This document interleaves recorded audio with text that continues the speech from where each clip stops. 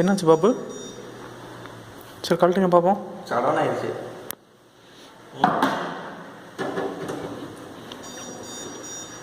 RAM வந்து லூஸாக இருக்குது. ரேம் லூஸாக இருக்கா? ரேம் லூஸாக இருக்குது. எப்படி சொல்கிற? சவுண்ட் வருதா? Beep beep sound. பீப் சவுண்டாக தான் ரேம் லூஸாக இருக்குன்னு அர்த்தமா? வேறு ரேம் வந்து அது என்ன சத்தம் வேணால் என்ன பண்ணோம்னா, பவர் இதுக்கு பவர் வராது கீபோர்டுக்கு. என்ன பண்ணணும்னா, ஃபஸ்ட்டு எஸ்எம்பிஎஸ் இருக்குல்ல, பவர் செட்டாக கழட்டிட்டு ரேமை கழட்டணும். ரேமை கழட்டி ப்ரெஸ் பண்ணணுமா?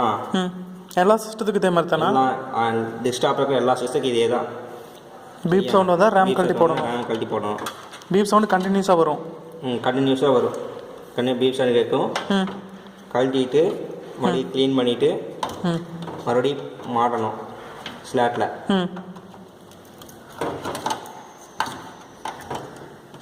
சேர மாதிரி ஸ்லாட்டில் சேர மாதிரி ஷேப் போட்டுட்டு இந்த சைடு நல்லா லாக் ஆகணும். லாக்காக இருக்குது. இப்போ 2 லாக்கும் ரேமில் போய் அட்டாச்சு பட்டக்குன்னு சத்தம் கேட்கும். ஓகே சரியா? அப்போ மறுபடியும் என்ன பண்ணுறோம், பவர் செட்டாக மாட்டிட்டு சிஸ்டம் ஆன் பண்ணணும்.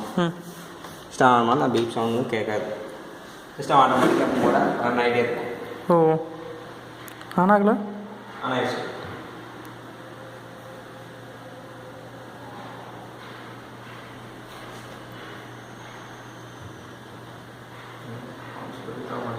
ஓகே பாபு.